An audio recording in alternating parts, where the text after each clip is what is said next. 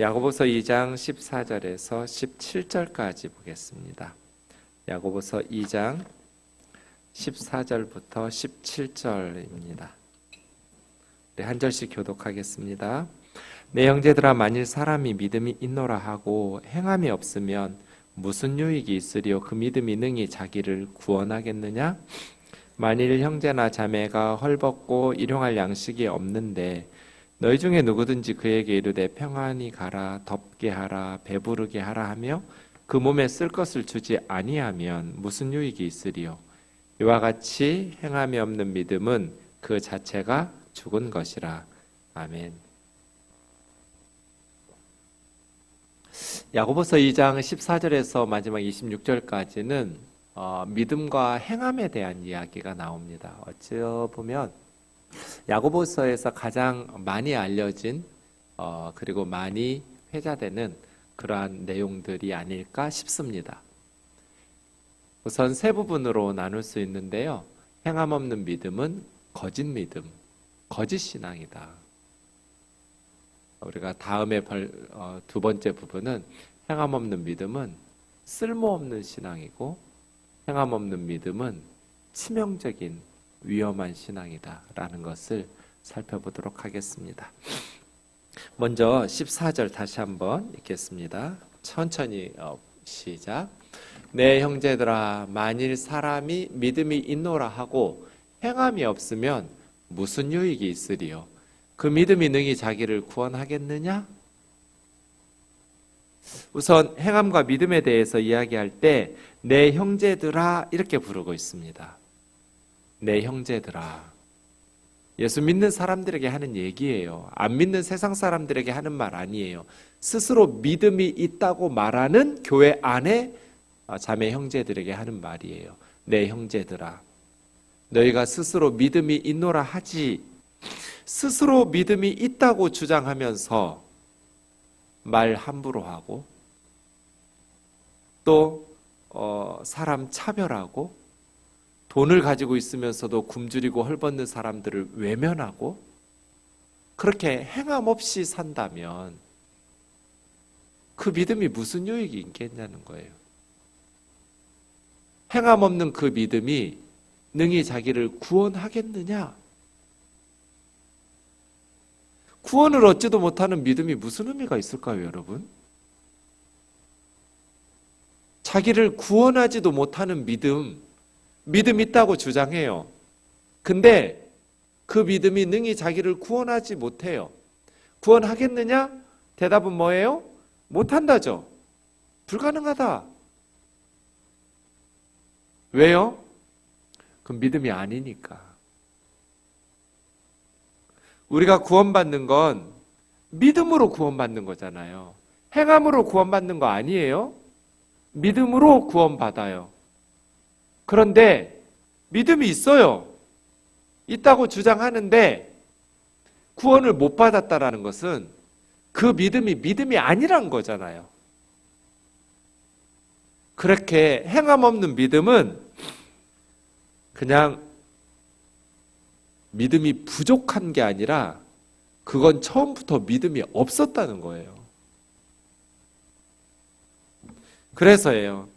참된 믿음은 언제나 행함이 뒤따른다는 거죠. 아무 유익이 없어요. 자, 우리 믿음과 행함에 대해서 이야기할 때 가장 유명한 구절 중에 하나가 에베소서 2장 8절 9절 같아요. 같이 읽어볼까요? 9절까지만 시작. 너희는 그의 은혜에 의하여 믿음으로 말미암아 구원을 받았으니 이것은 너희에게서 난 것이 아니요 하나님의 선물이라. 행위에서 난 것이 아니니 이는 누구든지 자랑하지 못하게 하려 함이라. 예, 우리가 구원받는 것은 믿음으로 말미암아 하나님의 은혜의 선물로 구원받죠. 행함으로 구원받는 거 아니에요. 그래서 누구도 자기 구원받은 것을 자랑할 수가 없어요. 내가 뭔가를 행해서 구원을 받았다면 그걸 자랑할 수 있겠지만 내가 행위에서 난 것이 아니기 때문에 그냥 하나님의 선물, 하나님의 은혜로 내가 구원을 받았기 때문에 자기 구원에 대해서 어느 누구도 자랑할 수가 없어요. 진리죠? 기독교의 핵심 교리예요. 믿음으로 구원을 받는다. 이신칭의죠. 믿음으로 말미암아 의롭다함을 얻는다. 이것은 우리의 선행이나 할례나 종교적인 율례나 어떤 득도하는 지식을 진리를 깨닫는 것이나 그런 선행의 행위, 종교적 행위, 그런 행위에서 난 것이 아니에요. 예수 그리스도를 믿음으로. 그런데 10절 보세요. 시작. 우리는 그가 만드신 바라 그리스도 예수 안에서 선한 일을 위하여 지으심을 받은 자니 이 일은 하나님이 전에 예비하사 우리로 그 가운데서 행하게 하려 하심이니라. 8절 9절에서는 믿음으로 말미암아 구원을 받는다. 어떤 사람도 자신의 선한 행위로 종교적인 율법 준수나 할례나 그런 계명을 지킴으로 구원을 받는 것이 아니다. 하나님의 선물이다. 은혜다. 믿음으로 구원을 받는다. 그런데 바로 10절에서 사도 바울은 뭐라고 말해요? 선한 행위를 이야기해요. 우리는 하나님이 만드신 바죠. 하나님의 작품이에요. 하나님께서 우리를 만드실 때 그리스도 예수 안에서 선한 일을 위하여 지으심을 받았다는 거예요. 이게 무슨 말이에요? 구원은 선행이라는 조건이 있어야 받는 건 아니에요. 어떤 사람도 행위라는 조건을 가지고 구원을 받지 않아요. 만약에 자신의 선한 행위로 구원을 받았다면 그건 자랑할 거리가 되겠죠. 그런데 하나님의 선물인 믿음으로 은혜로 구원을 받기 때문에 자랑할 사람이 없어요. 그런데 그 선행은, 행함은 구원의 조건은 아니지만 그 구원의 결과, 믿음의 결과라는 거예요. 그리스도 예수 안에서, 그러니까 자기의 선행이 아니에요. 지금 자기가 노력하는 선행으로 하나님께서 계획하신 뜻을 이룬다는 것이 아니라 예수 그리스도 안에서 가능하게 된 믿음의 선행을 이야기하고 있어요. 바울은 예수 그리스도 안에서 선행, 그 가운데서 행하게 하려 하는. 그래서예요. 행함 없는 믿음은 뭔가 잘못된 믿음이에요. 행함으로 구원받는 건 아니에요. 행함은 구원의 조건은 아니에요. 그러나 믿음을 가진 사람은 반드시 행함이 뒤따르게 되어 있어요. 예수 그리스도 안에서 선한 일을 사모하고 선한 일을 행하도록 하나님의 은혜로 믿음의 결과, 예수님을 믿는데 영접기도만 따라하고 예전에 살던 방식 그대로 사는 그러한 삶이라면 그 믿음은 도대체 어떤 믿음이에요? 그래서 행함은 구원의 조건은 아니지만 구원의 결과, 반드시 따라 나오게 되어 있는 것이다. 이신칭의의 교리를 가장 잘 이야기하는 성경이 로마서, 그 로마서를 줄여 축약해 놓은 것과 같은 성경이 갈라디아서죠. 로마서 1장 5절에서 사도 바울은 뭐라고 그래요? 선교사의 은혜와 사도의 직분을 감당하면서 모든 민족에게 복음을 전할 때 이방인들 중에서 믿어 순종하게 하는, 믿고 구원받고 끝, 이게 아니고요. 믿고 순종하는 거. 믿음은 반드시 순종이 나오죠.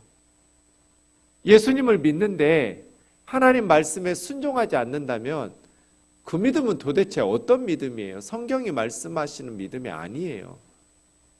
갈라디아서 5장 6절에서도 할례도 무할례도 아무 효력이 없지만 오직 사랑으로서 역사하는 믿음인데 할례나 무할례나 뭐 그런 행위가 중요한 것이 아니라 믿음으로 구원을 받아요. 믿음으로 하나님 앞에 기뻐하시는 삶을 살아요. 그런데 그 믿음은 어떤 믿음이냐면 사랑으로서 역사하는 믿음이에요. 피스티스, 믿음인데 아가페가 사랑을 통해서, 디아 아가페예요. 아가페, 사랑을 통해서 역사하는, 에네르구메네라는 말은, 에네르게오라는 말은 일하다, 역사하다, 그 단어예요. 그래서 믿음은 명사가 아니에요. 움직이다예요. 동사예요. 사랑으로 역사하는 게 믿음이에요. 성경은 이신칭의를 가르치는 믿음으로 구원을 받는다는 교리를 가장 논리적으로 써놓았던 로마서에서도 갈라디아서에서도 바울은 한 번도 행함 없는 믿음을 가르친 적이 없어요. 순종 없는 믿음을 가르친 적이 없어요. 사랑으로서 수고하고 일하고 움직이고 섬기고 역사하지 않는 믿음을 말한 적이 없어요. 믿음은 그래서 동사예요. 그냥 신앙 고백하고 끝나는 것이 아니라 예수 그리스도를 닮아 살아가는 움직이는 삶이에요. 그게 믿음이에요. 정체된 것이 아니에요. 믿음을 가지고 있는 사람은, 여러분, 우리는 사랑하는 것을 위해서 살잖아요. 돈을 사랑하는 사람은 돈을 위해서 살아요. 쾌락을 사랑하는 사람은 쾌락을 추구하면서 살아요. 음악을 사랑하는 사람은 음악을 위해서 살아요. 그림, 미술을 사랑하는 사람은 미술을 위해서 살아요. 우리의 믿음은 무엇을 위해서 살아요? 주님을 위해서, 예수 그리스도를 위해서. 그 예수님을 닮아가는 삶은 어떤 삶이에요? 예수님의 믿음은 어떤 믿음이에요? 예수님의 삶 공생애는 어떤 공생애예요? 사랑 때문에 자신의 몸을 십자가에 내어주실 만큼 하는 그런 믿음이고 그런 신앙이잖아요. 예수 그리스도를 닮아가는 신앙, 사랑으로 역사하는 믿음이죠. 그래서 저는 주일에도, 돌아오는 주일에도 말씀드리겠지만, 우리가 믿는 하나님이 진짜 성경에서 말씀하신 하나님인가?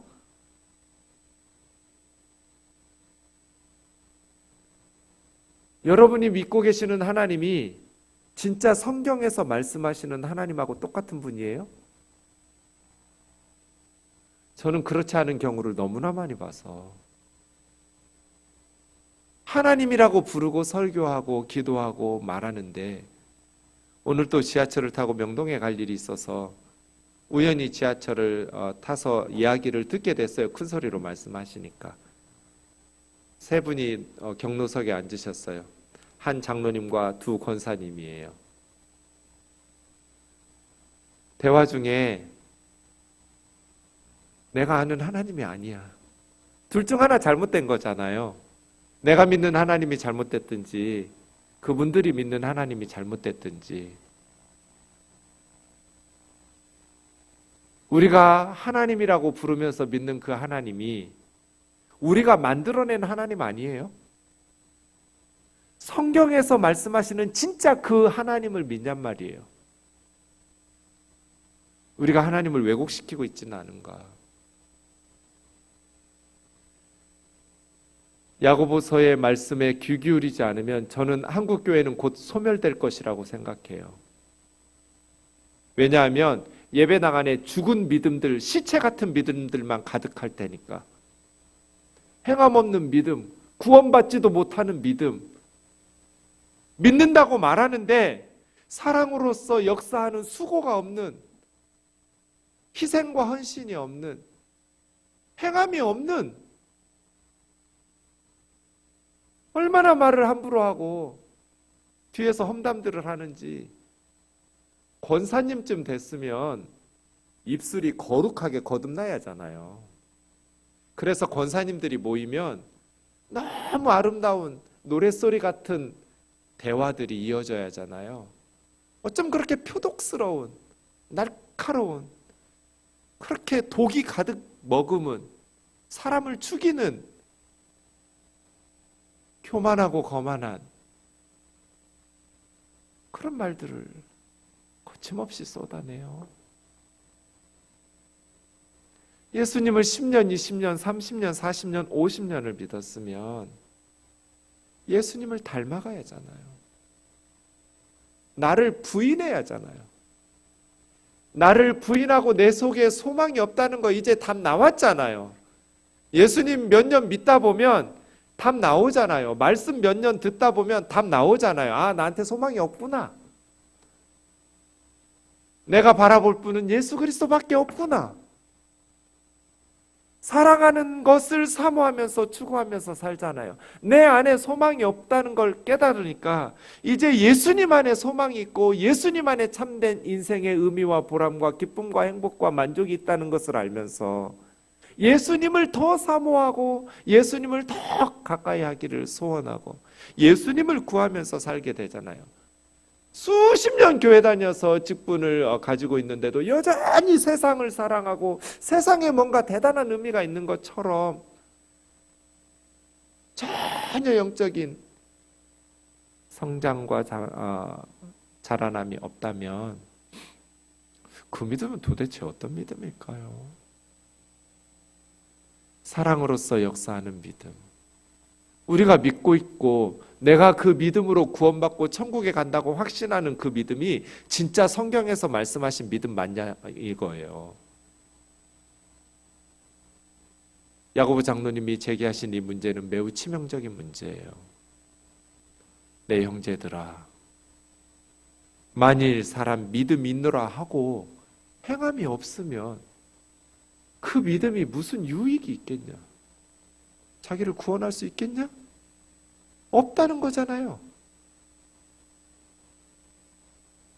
그런데 성도들은 착각하고 있는 거잖아요. 자기는 믿음이 있으니까 구원 받을 것이라고. 행함 없는 믿음은 아무짝에 쓸모없는 믿음이다. 15절에 예를 들고 있습니다. 만일 형제나 자매가 헐벗고 굶주리고 있어요. 옷이 없어서 헐벗고 하루 먹을 양식이 없어서 굶주리고 있는데 예수 믿는다는 사람들이 너희 중에 누구가 그에게 샬롬, 평안히 가라, 따뜻하게 해라, 배부르게 해라 말은 하는데 그 몸에 쓸 것을 주지 않으면 이런 걸 뭐라고 그래요? 벌벌 떨고 있어요. 입을 옷이 없어서 헐벗고 또 쩔쩔 굶어서 굶주리고 너무너무 먹지 못해서 고통받고 있어요. 입을 옷이 있으면 따뜻하게 할 수 있는 옷이 있으면 왜 헐벗고 떨어요? 먹을 양식이 있으면 왜 그렇게 굶주리면서 고생을 해요? 자기가 할 수 없으니까 헐벗고 굶주리고 있는 거잖아요. 스스로 자신의 문제를 해결할 수 없기 때문에 고통받고 있는 사람에게 평안히 가라, 따뜻하게 입어라, 배부르게 먹어라 하면서 그 몸에 쓸 것을 안 주는 걸 약 올린다고 그러죠. 이건 약 올리는 거죠. 무슨 유익이 있어요? 그런데 우리 16절 많이 하잖아요. 기도할게요 라고 말하지 말고 밥 한 끼를 사주란 말이에요.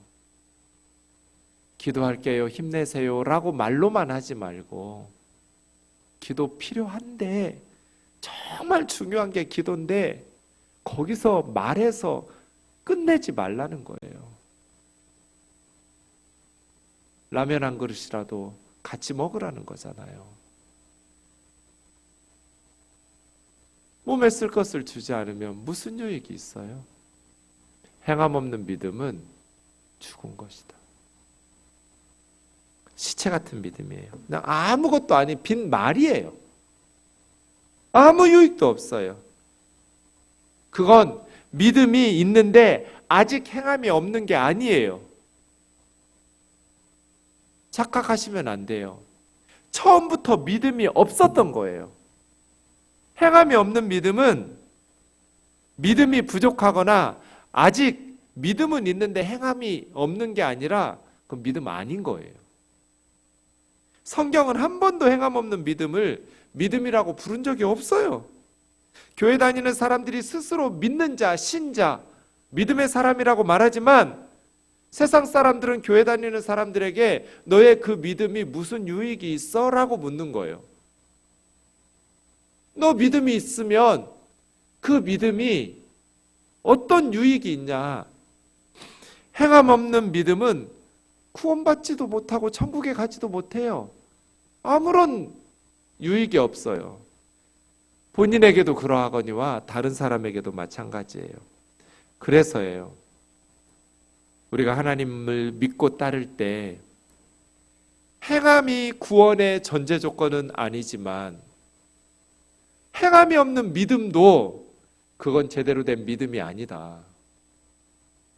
죽어 있어요. 시체 같은 믿음이에요. 시체는 아무것도 못해요. 시체가 무슨 유익이 있어요? 무엇을 할 수 있어요?